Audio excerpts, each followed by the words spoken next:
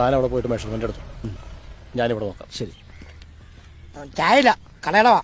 ഞങ്ങൾ ചായ കുടിക്കാൻ വന്നല്ല, പിന്നെ മുനിസിപ്പാലിറ്റിന്നാ. നിങ്ങളാണോ ഈ രാജൻ? അതെ. എന്താ സാറേ കാര്യം? ആ, നിങ്ങളുടെ ഈ കടയുടെ പേരിൽ ഒരു കംപ്ലൈന്റ് കിട്ടിയിട്ടുണ്ട്. കംപ്ലൈന്റാ? നിങ്ങളിവിടെ വരുന്ന വേസ്റ്റ് ഒക്കെ ഇവിടെ കൊണ്ട് കളയുന്നേ? വേസ്റ്റ് അങ്ങനെ കൂടുതൽ വരാറില്ല സാറേ. അങ്ങനെ കൂടുതൽ വരുന്ന വേസ്റ്റ് ഒക്കെ ഞാൻ പറമ്പിൽ കൊണ്ട് കത്തിച്ചളയാ. താഴെ എന്റെ വീടാ. അപ്പൊ ഈ മുകളിലേക്ക് പുതുതായിട്ട് എടുത്താണോ? അത് ചെറുതായിട്ടൊന്ന്. ഇതെന്താ ഇങ്ങനെയൊക്കെ പണിത് വെച്ചേക്കണേ? ഇതിന് മുനിസിപ്പാലിറ്റിയുടെ സാങ്ഷൻ ഒക്കെ ഉണ്ടോ? സാറേ അത് എടുക്കാനായിട്ടേ അത് നിങ്ങൾക്ക് തോന്നിയ പോലെയാണോ പണിത് വെച്ചേക്കണേ? ഇങ്ങനെയൊന്നും പണിയാൻ പറ്റൂല, ഇതൊക്കെ പൊളിക്കേണ്ടി വരും. അങ്ങനെ പൊളിക്കാൻ പറ്റുമോ? ഇതെന്താ വെള്ളരിക്കാപ്പട്ടണോ? പൊളിക്കാൻ പറ്റൂലെന്നേ, ഞങ്ങളൊക്കെ ഇവിടെ. മരട് ഫ്ലാറ്റ് പൊളിച്ച എന്നോട് ഈ ഷെഡ്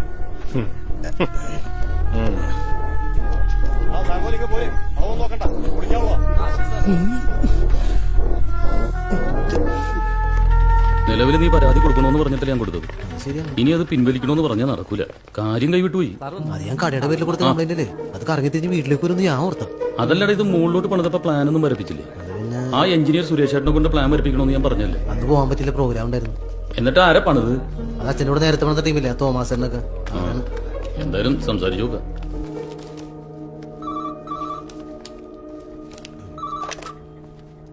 ആ സൂരജേ, ആ കൺസ്ട്രക്ഷന്റെ ഫയൽ നിർത്തേ. Current year. ആ സാർ, ഇതഴകൻ. ഇതഴകൻ ഇരിക്കേ. ഞാനന്ന് പരാതി എന്ന കടയുടെ പരാതിയുടെ കാര്യം അവിടെ നിൽക്കട്ടെ, അതൊക്കെ ഞാൻ വായിച്ചതാ. ഇവരുടെ വീട് ഇവിടത്തെ രേഖപ്രകാരം ഓട്ടുംപുര. അത് 2 നിലയാക്കിയപ്പോ ഇവരത് മുനിസിപ്പാലിറ്റി അറിയിച്ചിട്ടില്ല. അറിയിച്ചിട്ടുണ്ടോ? അറിയിച്ചിട്ടില്ല. അപ്പോ അത് റെഗുലറൈസ് ചെയ്യണം.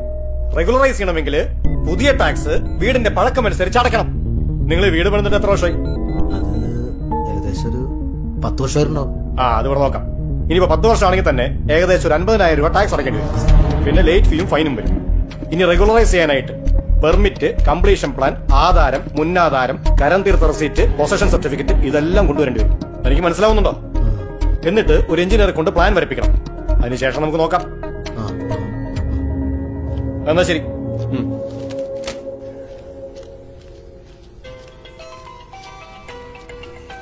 എന്താടാ? പിന്നെ വിളിക്കാം.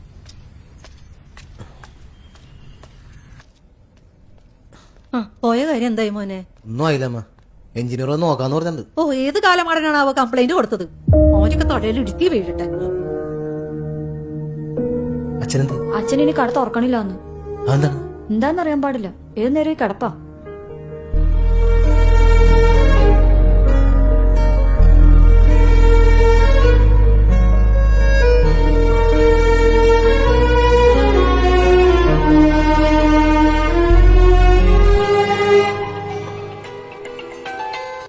ഹലോ. അഴകാ, നീ ഒന്ന് മേലേക്ക് കയറിയെന്ന, ഞാൻ ഇവിടെ ഉണ്ട്. ഇപ്പോ വരാട്ടോ. ഇയാളെ ഒന്ന് നോക്കണം. വാ, അവരൊന്ന് എഞ്ചിനീയറൊക്കെ എത്തി.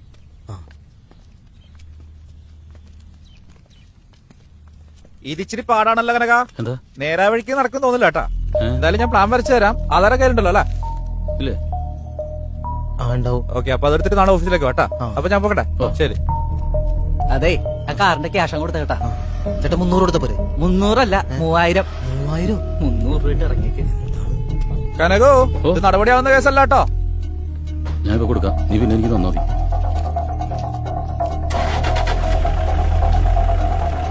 സാർ അടിപൊളി. ശരി, ഓക്കെ.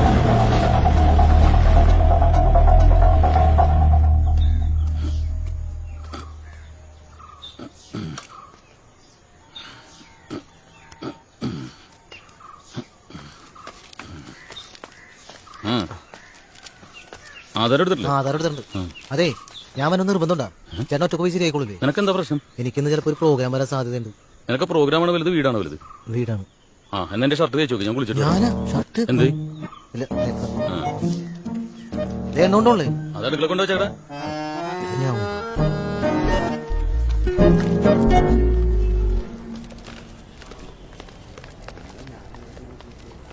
അതെ ആ ഈ ടാക്സ് അടച്ച പേപ്പർ ആധാരമായിട്ടേ ഫസ്റ്റ് ഫ്ലോറിൽ സൂപ്രണ്ട് സാറുണ്ട്, നീ പോയി കണ്ടാൽ മതി. എനിക്ക് വാട്ടർ അതോറിറ്റി ഒന്ന് പോകണം. അല്ല ഞാൻ ഒറ്റ പോയി ശരിയാവൂല, എനിക്കറിയാൻ പോലൊന്നും. എടാ സാറിന്റെ അടുത്ത് ഞാൻ എല്ലാം പറഞ്ഞ് ഏൽപ്പിച്ചിട്ടുണ്ട്, നീ ഇതായിട്ട് ഫസ്റ്റ് ഫ്ലോറിൽ ചെന്നാ മതി. എന്താ അല്ലേട്ടാ ഞാനത് പോലെ പോലെ ഇപ്പൊ തന്നെ പോയില്ലേ? കരടച്ച റെസിറ്റോടെ ഇല്ല അതില്ല. ഇല്ലേ? എന്നാ താൻ വില്ലേജ് പോയി കരടച്ചിട്ട് വാ. ഇത് പോരല്ലേ, ഇത് മതി എന്നുള്ള കാര്യം ചേട്ടൻ പറഞ്ഞത്. എന്നാ താൻ കരനോട് ശരിയാക്കാൻ പറ. അല്ല എനിക്ക് വില്ലേജ് എവിടെയെന്ന് അറിയാൻ പാടില്ല സാറേ. അറിയാൻ പാടില്ല, തായി നാട്ടുകാരനൊന്നല്ലേ. നാട്ടുകാരനാണ്. എടോ പാലച്ചോട്. പാലച്ചോട് എവിടെയാണ് സാറേ? പാലച്ചോട് ജംഗ്ഷനിൽ നേരെ പോയി കഴിഞ്ഞാൽ റൈറ്റ് ചെയ്യുമ്പോൾ അവിടെ ഒരു ബാറില്ലേ? ആ ബാറുണ്ട്. അപ്പൊ ബാർ അറിയാം. ഈ ബാറിന്റെ ഓപ്പോസിറ്റുള്ള ബിൽഡിംഗ് ആണ് വില്ലേജ് ഓഫീസ്. അവിടെ പോയി കര അടച്ച് അക്ഷയ പോയി പൊസഷൻ സർട്ടിഫിക്കറ്റ് എടുക്കണം. ഇനി അക്ഷയ എവിടെയാണെന്ന് അറിയാവോ? അക്ഷയ എവിടെയെന്ന് അറിയാൻ പാടില്ല. അതാ എങ്ങനെയെങ്കിലും പോയി കണ്ടുപിടിക്കും. അല്ല ഇതൊന്നും വേണ്ടേ? അയ്യോ താങ്ക് യു സാർ. എന്താണോ ഒരു തേങ്ങ അറിയാൻ പാടില്ല ഓരോരുത്തന്മാർക്ക്.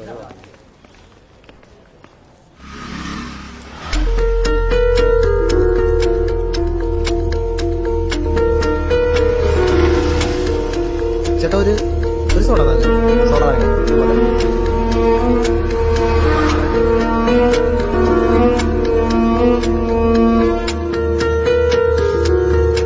ജസിയേ ഞാൻ ഇറങ്ങുവാണ്ടോ?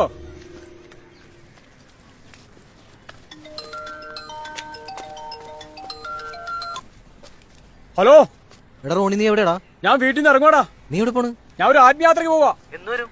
ഞാൻ കുറച്ചു ദിവസം കഴിഞ്ഞാൽ വരുള്ളൂടാ. എടാ ചെറിയൊരു പ്രശ്നമുണ്ട്. എടാ പ്രശ്നങ്ങളില്ലാത്ത മനുഷ്യനുണ്ടോടാ, അതൊക്കെ തരണം ചെയ്യാൻ പഠിക്കണം. ഞാൻ നിനക്കായിട്ട് പ്രാർത്ഥിച്ചോളാവേ. അപ്പൊ വന്നിട്ട് കാണാം കേട്ടോ.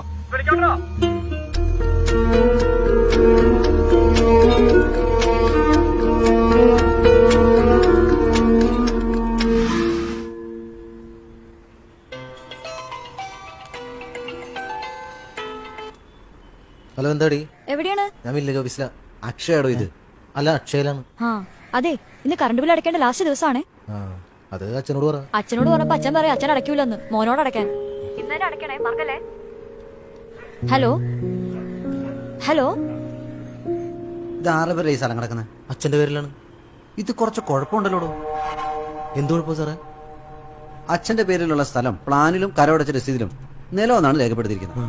പുരയുടെ വന്ന് കിടന്നാലേ ബിൽഡിംഗ് പണിയാനുള്ള പെർമിഷൻ കിട്ടും. എന്നാ നിലവന്നാട് വെട്ടിക്കളഞ്ഞിട്ട് പുരയുടെ ഒന്നാക്കാൻ പറ്റില്ലേ? അങ്ങനെയൊന്നും എഴുതാൻ പറ്റില്ല. പുതിയ തണ്ണീർത്തട നിയമം അനുസരിച്ച് നിലവന്ന് രേഖപ്പെടുത്തിയ സ്ഥലത്ത് വീട് പണിയാനേ പറ്റില്ല. അപ്പൊ മറ്റേ ആ പൊസഷൻ ആ സംഭവം കിട്ടുമോ? അതിന് ആധാരവും കരടച്ച രസീതും പോരാ, പിന്നെ കുടിക്കട സർട്ടിഫിക്കറ്റ് വേണം. എന്താ സാധനം? അത് ബാധ്യത സർട്ടിഫിക്കറ്റ് ആണ്. ഇവിടെ രജിസ്റ്റർ ചെയ്തിട്ട് രജിസ്റ്റർ ഓഫീസിൽ പോയിട്ട് പൈസ അടയ്ക്കണം. അത് കിട്ടിക്കഴിഞ്ഞാലേ possession and non attachment certificate കിട്ടത്തുള്ളൂ. ശരിയാണ്.